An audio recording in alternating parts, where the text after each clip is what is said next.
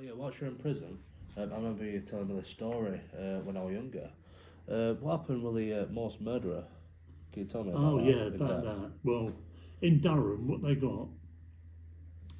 had a wing separate from the prison itself, and all they had in there was the top security people in the prison system.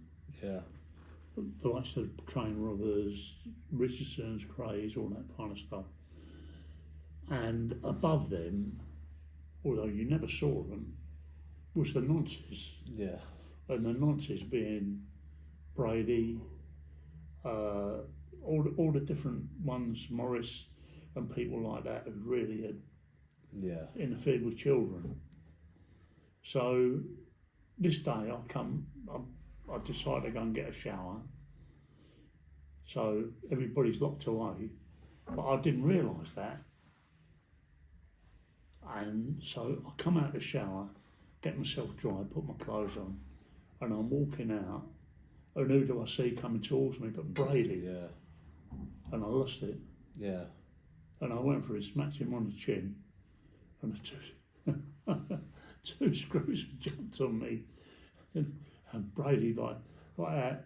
And the next thing I know is I get dragged off to my cell because more screws come up, chuck me in there, and they knew why I'd done it, and Yeah. they weren't bothered. really, no. Yeah, So that was my one experience. But the other thing was, what they did, the cons over in the main prison decided to poison the nonces. yeah, So they'd send the food over, and it had all kinds of stuff in it, kind of like, different cleaning materials and fucking hell. stuff like that Yeah, be going into the food.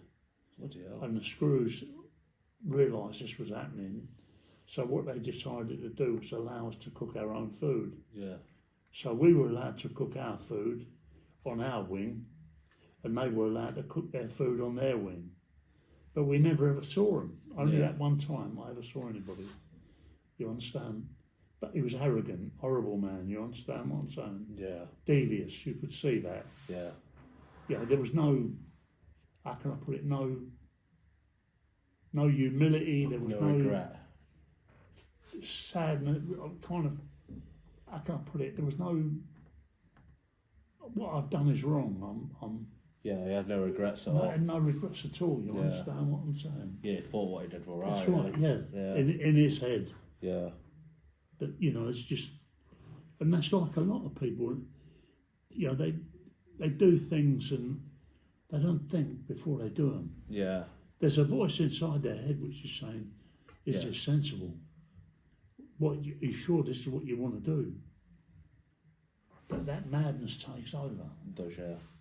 Like the craze on that night. Do you think if they realised, honestly, that everything that happened was going to happen, do you think they'd have done it? No, not if they sat back and had a think. But they didn't otherwise think, I did don't- No thought there at all now. So what does that say about them? Selfish. Taking But all them people down with them. That's right. But Yeah. it also says that they were, Loose cannons. loose cannons. Yeah, It was always going to happen.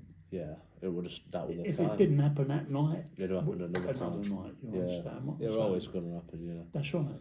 yeah. I've got one more question as well. Yeah. Could you mention? I remember you telling me this story as well about David Dickinson. And with No.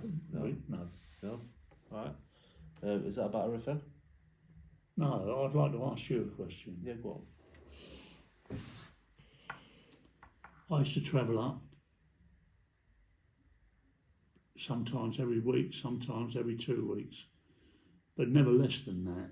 Yeah, Our relationship always carried on. We were close. We did things together. I didn't ask you too much about your mum or anything else like that. And you didn't volunteer anything about your mum. You understand that, our relationship. The reason being was because I didn't want to put you in a war zone. yeah, But so many people do. I mean, I spoke to you earlier on about it, and you hit it right on the nail on the head, and you said, yeah, I was never in that position. yeah. But what would be your view of people put in that position? Well, from my point of view, I'd say were you coming to visit me? That's our time together. It's not to talk about any other people or That's right. It's just between me and you. I mean, And obviously, whatever time I'd spend with my mum, it'd be the same thing. yeah, I mean, the fact was, I'd come and pick you up from school. Yeah, We'd go out, we'd have a meal. We did lots of nice little things, you understand what I'm saying? yeah, Do you remember the electric chairs? yeah, I do. Yeah, sitting in them vibrating chairs, Yeah, watching you run around as a child yeah, on all them, yeah, or, you know, in the parks, getting you into a football club yeah, and boxing as and well. boxing and everything else, you understand what I mean? Yeah, To be part of your life yeah, was, I wanted to be part of your life. I wanted to be part of your future.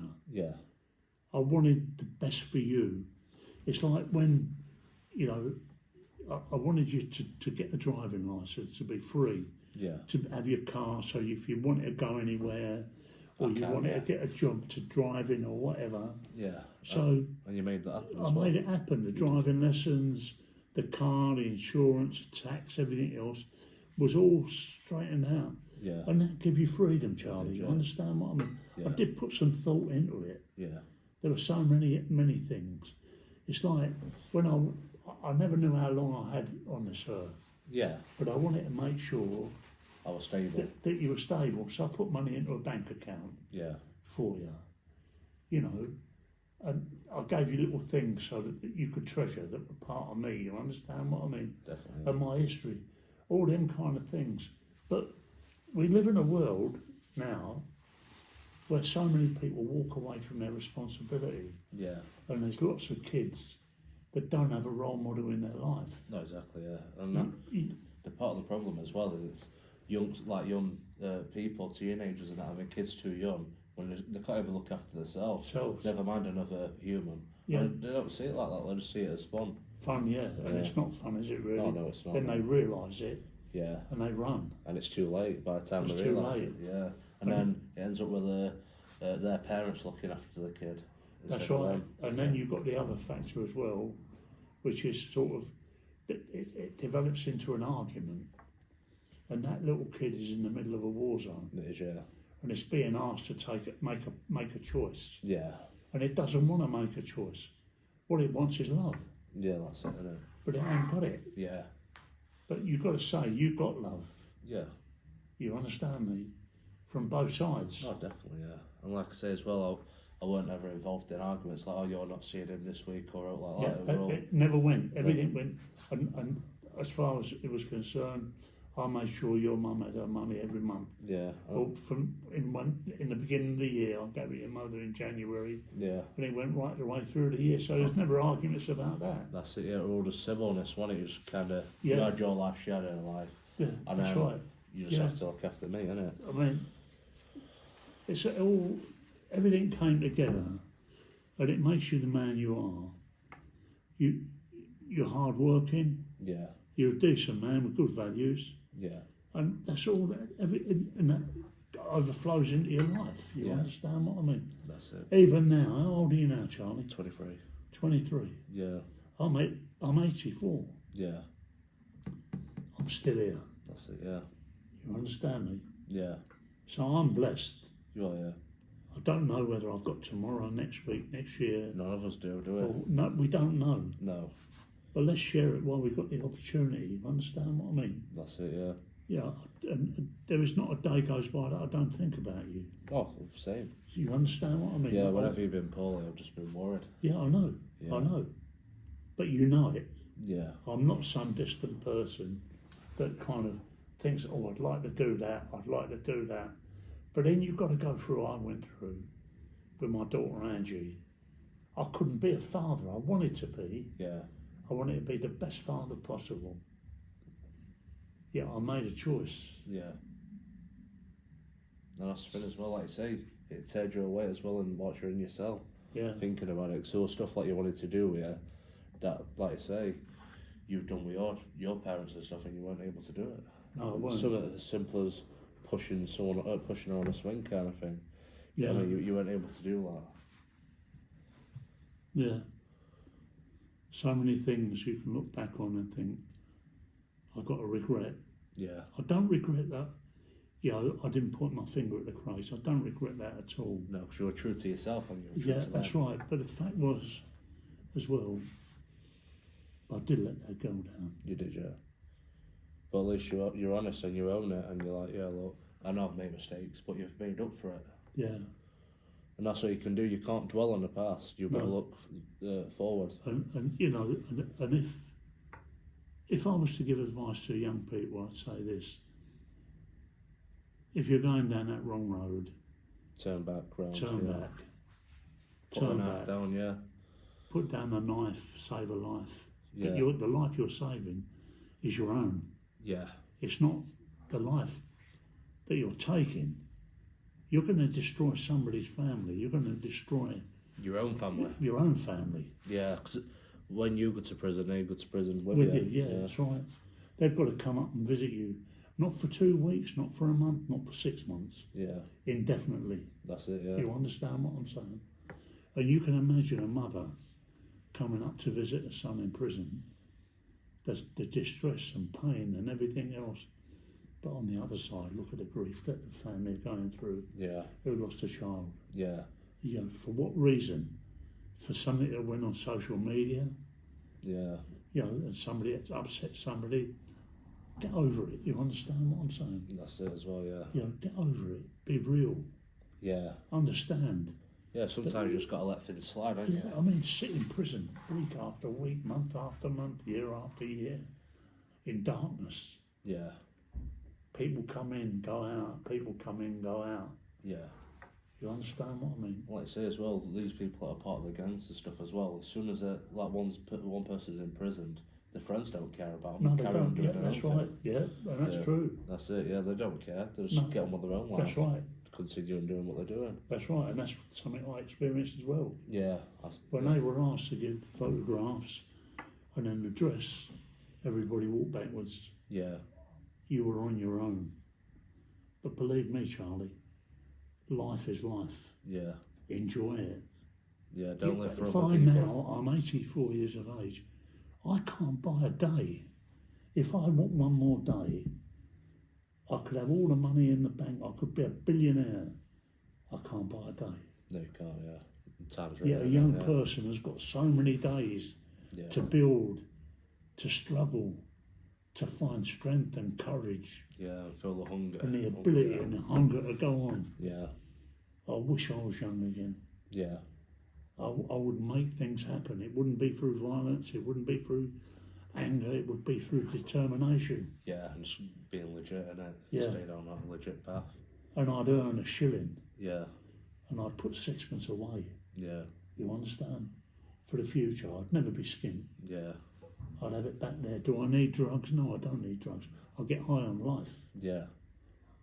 I'll get high on...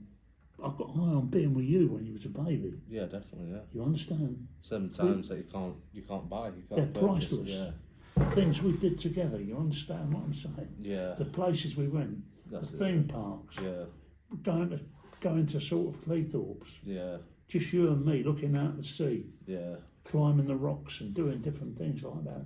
That's it. Walking on the sand. Watching the boats, doing all them kind of things. Going to the fun fair. Yeah. And all that. We had some good times. Well, we have had some brilliant times, Yeah. And it's times that you can't get back. And No, it's been but good. we've got them in there. That's it, yeah. Yeah. And Never that's what forget I'm them, going to say to people. Go out. Get hold of your son and give him a cuddle. Give him a hug while you can. Definitely, yeah. You'll never know how precious it is till you ain't got it anymore. No, yeah. I've got another question as well here. Can you tell me a bit about your charity work and that? Because I know since you've come out of prison, you've done a lot for charities, and a lot of people don't realise this. They just see you for what you used to be. They haven't seen all the work you put in. I mean, charity work, what happened was, I came out of prison and I went to work for the lay community. Yeah. Before that, I worked as a quarry manager, and that was good. That suited me because it was a lonesome life. I'd be there checking lorries in and lorries out. They were building the M40 motorway, and they were filling this quarry up with earth to, because it had been an American quarry where they put their different kind of jeeps and other things that they weren't taking back to the States after the Second World War. Yeah. So they buried them there. But I had a 360-degree machine, and I was digging them up. Yeah. And I was able to sell them for scrap metal and parts and things like that. And even Spitfire, what's the name, propellers. Sorry, it's exhaust, which was stainless steel. And so I'm digging it up, but I was turning the earth over. Yeah. So gradually it filled up, and they planted trees, and that was my period there over. Mike Allen, my probation officer, turned around and said to me, "Chris, you're wasted here. You've got so much you can give. I'd like to help you find something where you're more suitable. More suitable." Yeah. So he took me to different places, like the homeless shelter and places like that, but I just didn't fit in, you understand what I'm saying? Yeah. And he said, "I've got to drop in somewhere," he said, "and pick some mail up." And he took me to this place called the Lay Community, and I went in, and I sat in the car, and he came out and got me. He said, "Chris, I want to introduce you to somebody." And he took me in, and the guy's office. He said, "This is Paul, this is Chris," shook hands. And he said, "Paul, Mike's told me all about you and, what you've been through, where you've been and stuff like that." He said, "Have you ever thought about voluntary work?" So I said, "Well, what do you mean voluntary work?" He said, "Well, giving you time to help different people." He said, "Because I think you've got so much to give." So I said, "No, I haven't." I said, "But I think I might like to." So he said, "Well, come up here," he said, "and we can always find voluntary work for you." So I went up there and got used to the place over a couple of weeks. And he said, "Look," he said, "we've got a job that will be in, what's the name, taking a prisoner, taking a resident down to London to court." So I picked him up, took him to the station, got chatting to him, stood up in front of the court and said he'd done the condition of residence, and we were happy with him, and funding was available, and he'd have more chance of straightening his life out if he came back with me to the League rather than go to prison. Yeah. And the judge said, "Well, we deliberate," and they did, and they came back and said, "Well, Mr. Lambrianou, we've listened to what you've had to say, and we are pleased to say that you can go back with you in the community." So I did that, and that was fine. But then they were asking me to do quite a bit of this, and so it got so I said, "Look, I can't do it on the train anymore, because the time of me getting the train, going down to London, then I have to get a bus to court, and then when we get to court we've got to wait and all everything else like that. It's ridiculous." I said, "What I need is to be able to drive down there and go to the court and get there on time." So anyway, they said, sat down, they thought about it, they came back and said, "We agree with you. That's the right thing to do." So I was doing it in my own car. Anyway, they said, we'd like to get you a car from the Lee car. And they got me a little Allegro. So I go down to court. But the trouble in London is finding somewhere to park. Yeah. So I was at the Old Bailey, and I was speaking to probation people there, and I said, "I have one difficulty of getting people down to court here, and that is the fact that I have nowhere to park. All I'm doing is I'm going around wasting time looking for a parking meter." They said, "Don't." And he wrote a ticket out. He said, "Every time you come down to London, come down the Old Bailey, go round the back entrance, go down the tunnel," he said, "and park up there. Put the ticket in the car and everything will be fine." But where they where he was telling me to go was where we came out, and I got my life in 15 years. Yeah. So the Old Bailey, I mean, now I can drive in and out. Yeah. And I'm allowed to park there. But the last time previous I'd been there was to get 15 years. Yeah. So can you understand the contrast? Oh, yeah, definitely. So that really opened my eyes. Then the League community offered me a job as I was a special needs officer. Yeah. So I'd be dealing with families, residents, I'd be dealing with kind of, trouble in the family. I'd be dealing with taking people to court, standing up for them, and saying, that the condition of residence was there and funding and all the rest of it. So they run a thing called the London Bail Assessment Scheme. So I'd have to go down to prison and bring people back. I'd have to do several different things. And it really worked. And I went to a charity and they gave me the money which paid my wages. Yeah. So, which was, the League didn't have to pay my wages. But the League said, you can't give him any more than any other staff member is receiving here. So I had to get the same wages as every member of staff. Anyway, that was great. And so it literally took me over, because I remember my wife at the time, Carol, said, you would have more time for me if I had a needle hanging out my arm. Yeah, bloody hell. Because she was okay. She had a nanny. My wage packet was going into her bank account. I didn't have a bank account myself. Everything was she had. Yeah. But my work was my work. It was what kept me going as well. It, yeah. You understand what I mean? But I couldn't be in two places at the same time. Yeah. Carol had everything she wanted, but I needed this job. That's it, yeah. So you didn't have as much time for her as she wanted. As she wanted. So Yeah. anyway, although I still had time for the children and everything else, I did that. So anyway, what basically happened was, that's how I got into knowing about things.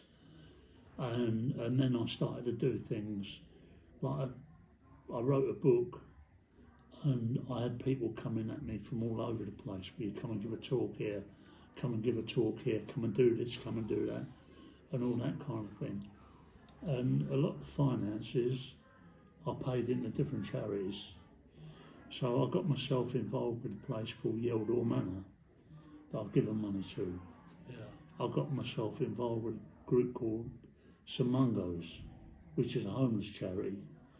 And I know people who've gone to them and they've really needed help.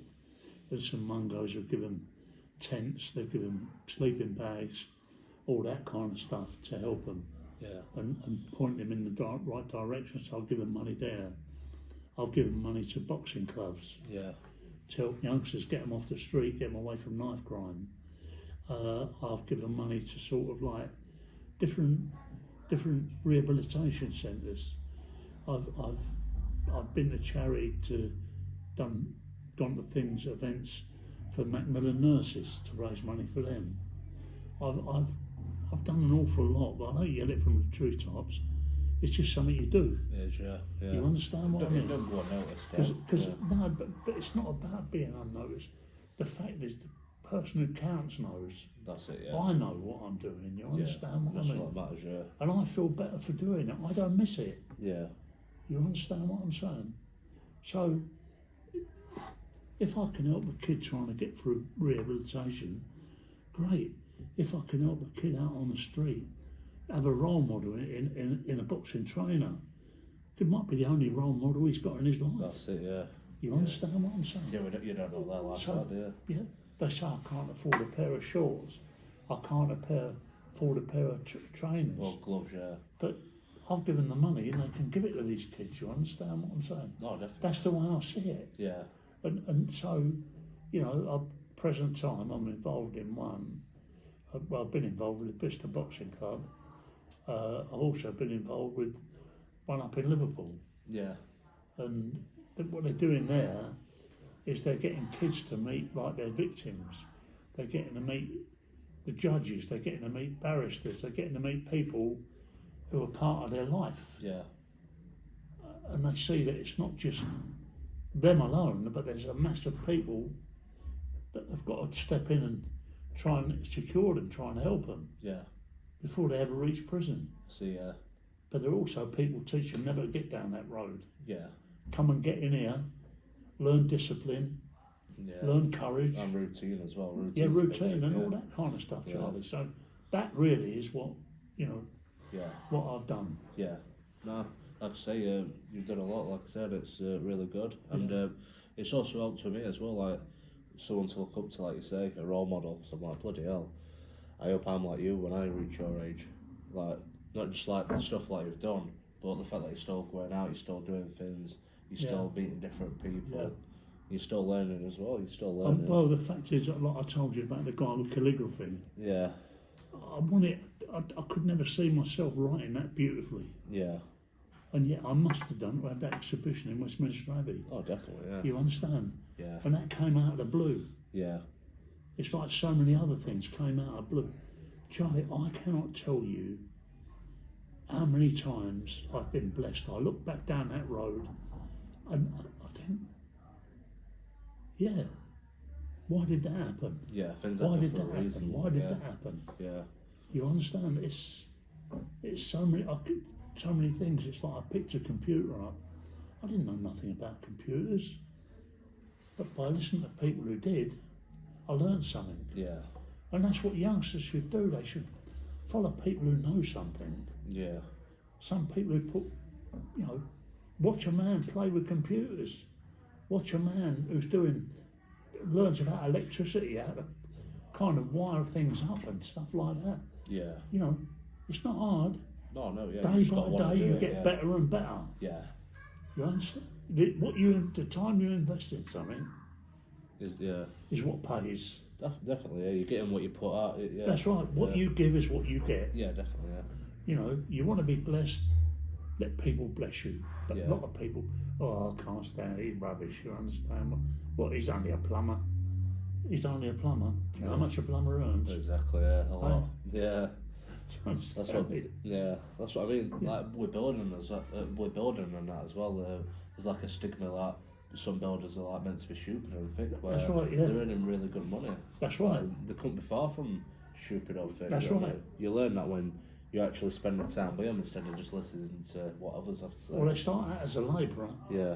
And finish up the ladder to a brickie. Yeah. And all that kind of thing. Oh, exactly. Supervisor. Yeah. Yeah. It's like I went to work on a building site, and I remember the guy saying to me, he said, "Listen," he said, "it's a young man's game, odd carrying." Yeah. I thought, a young man's game? I know how to beat the young man's game. Yeah. They'd come in the morning, at 9 o'clock. Yeah. They'd sit in the little cafe, talking about the birds they'd been out with the night before, what they'd been up to at the clubs and all the rest of it. I didn't. I had a mix going at 7 o'clock. Oh, yeah. I had the bricks up the ladder. Why? Because the guys I knew were on piecework. Yeah. They didn't want to know about all their girlfriends and the rest of it. All they wanted to do was get to work. Yeah, that's it. Get work done. Earn the get shilling. paid. You understand what I'm saying? Yeah. So what happened was, when there was any overtime, they didn't call on them people. Oh no, they came to me. Yeah, because you actually got the job done. So I got the job done, and not only that, I got double time. Yeah. So you understand? That's it. It works out in the end, doesn't it? It works out in the end. Yeah. Where crime, you go along, you do it. Yeah, you might feel get quick guilty. money. Why have I done that? Yeah. You understand what I mean? You've got to give yourself an explanation. You've got to look at things and think, and now I've got to go and do it again. Yeah. Where with a job, it's regular. You're going in, you're getting up, you're seeing the sunlight, you're seeing the rain, you're feeling things. Yeah. You go and do stuff. Yeah. You're not sitting on your arse thinking, like that. Oh yeah, I'll go and commit another crime, then go into prison and sit on your arse again. Yeah. So, come on. That's it, yeah. And like you say as well, with people, like, they think crime's quick money, which it can be quick, but a lot of that time, if they're dealing drugs and stuff, a lot of it's cash, and they struggle spending it. Do you know what I mean? 'Cause it's not legit. Yeah. So it is It's struggles. like, I remember there was a guy I was away with called Pat Austin, nice guy, and I picked the paper up one day, and I'd already been arrested. there was an old couple, there were curtain twitches, and used to look out the window and see a lot of traffic going to this house. Yeah. So they thought it was a brothel, and they said, we don't want prostitution in our area. So they rang the police and said, we think there's a brothel down just across the road from us. We see a lot of people going in there, and we want to make a complaint. Police said, well, okay, we'll investigate it. So they investigated it, and they found there was a solid iron door. Bloody hell. Finally, they crashed through it, got in. They found over £1 million in the sofa. Fucking hell. Crack cocaine, heroin and cocaine. But they couldn't bank it. You can't bank that kind of money. Oh, no, of course not, yeah. You it's just sat there, isn't it? It's just sat there getting... But it was the traffic that went to the door. Yeah. They've got them arrested, you understand what I'm saying? Yeah. People notice things. Oh, they do, yeah. They thought they were being clever, steel door and all the rest of it. Nothing worked. It was always going to happen. Yeah, they were always going to get knocked down and That's right. busted, yeah. Yeah. Yeah. And you see it, how many of them are in prison today? They've got all the money in the world. Can't spend it. They can't spend Can't it. even put it in bank either. Their family are going down the drain. Yeah. You understand what I mean? Family have got to go and visit them and all the rest of it. Little children looking up at their dad. He ain't coming home for a long time. That's it, yeah. That's the top and bottom of it. That's the top and bottom of it, yeah. Yeah. Crime don't pay. No. And that's it. People just need to realise that. Because like, a lot of people have glamorised it in the music videos. That's right, showing all the women, all the jewellery and stuff. But it don't last forever. A lot of them end up getting arrested, that's don't right. they? Always get and then they finish up with nothing. And they can't even see the sky. They can't look over a green field or see over the top of a hill. Reason being, they can only see 6 by 6. Yeah. By 6 by 6. That's what they're in, a square box. That's it, yeah. Just running away. Sardines in a tin. Yeah. You understand what I mean? No vision. No, not at all. No future, no vision. Yeah. You know. Sad, isn't it, really? Yeah. Yeah. But like I say, that's about come to end of it now for today. What's it called? If you guys like it, could you please like, comment and share? And also put in the comments as well if you'd like to see a part 2. We're both willing to do that, aren't we? Yeah. So just please let us know what comments you have. And right, thank you for watching, and thank you for being my guest. Yeah, God bless. Right, you too.